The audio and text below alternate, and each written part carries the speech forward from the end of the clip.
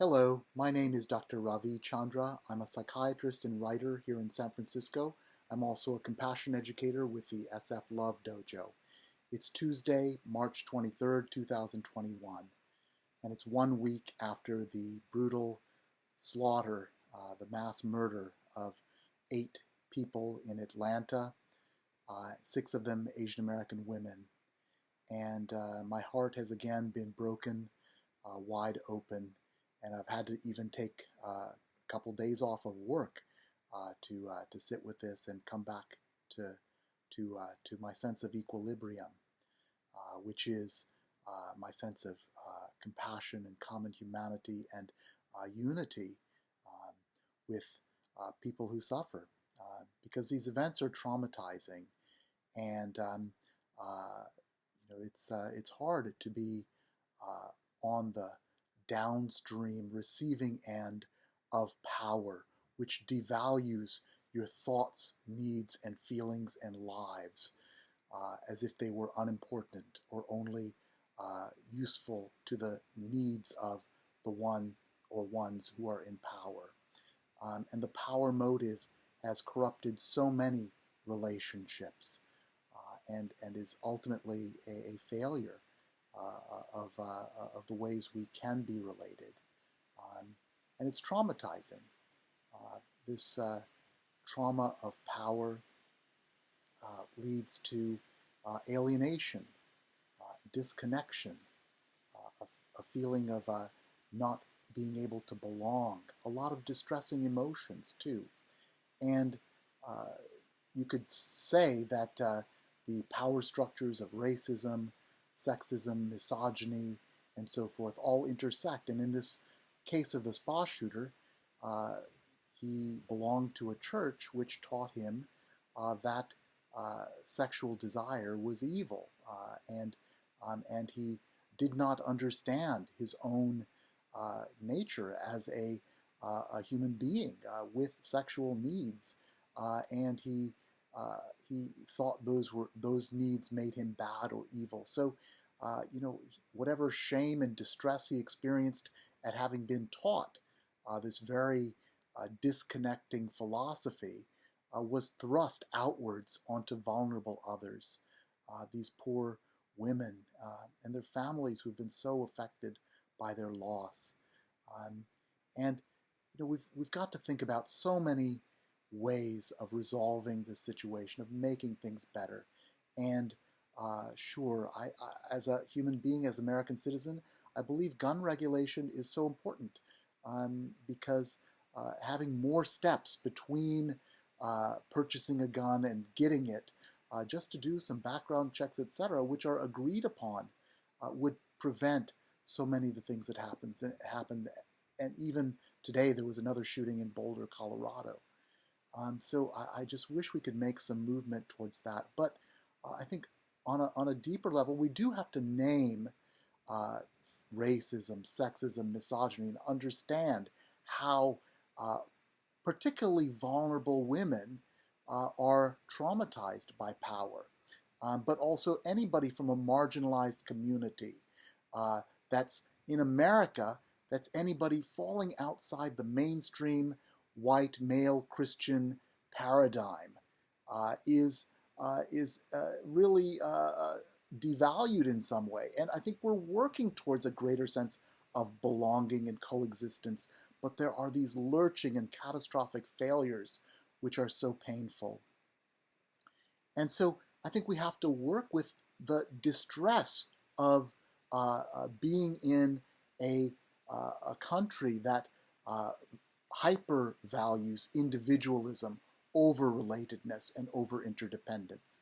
And therefore, with individualism, there's antagonism, there's jealousy, there's competition, there's rivalry, there's a feeling that one has to, particularly for white men, I think are pretty much trained in school to feel like their power needs should be met at the expense of others.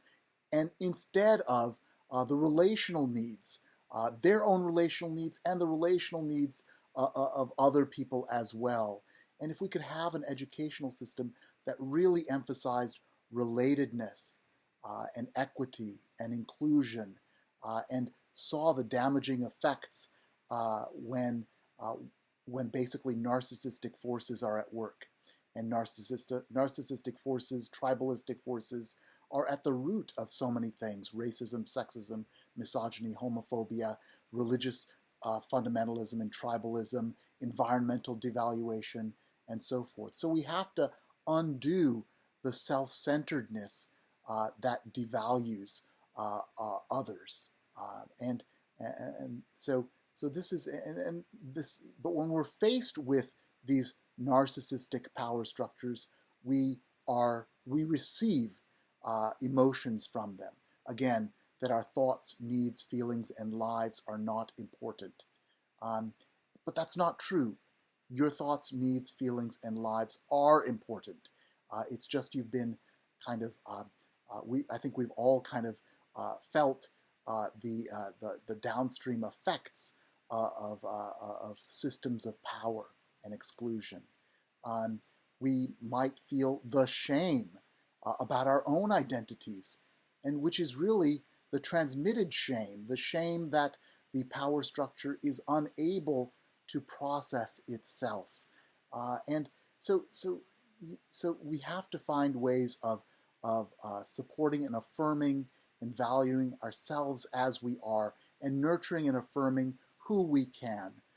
We may not be able to reach everyone, but you have to, and I have to, in my own life, nurture and affirm myself to myself, and not be so dependent on what other people might think of me, or what the evidence is of really, dark forces that exist in our cultural psyche that devalue people who look like me and think like me and so forth, have the same kind of beliefs as I do. So we have to affirm and nurture who we can, and nurture ourselves to ourselves. Um, so so I guess that's the kind of healing message I'd like to give you for today, and to just make space for grief. And I understand, I know, and I felt a lot of rage too. But I think affirming our commitment to our deepest core principles of who we are as Americans, and as individuals, affirming our values and our attentions, our sense of purpose, is the only thing to really help us, along with our relatedness to others. So building and fortifying our relationships with others, understanding how to deal with difficult emotions when they come up, with mental health care, with cultural activities that have the receptive capacity to hear the difficult emotions and to collaborate with them, to include the alienated, the suppressed, the subordinated, the disconnected, to move through all the stages of the difficulty of relationship, the awkwardness, the ambivalence, the anguish, the anger,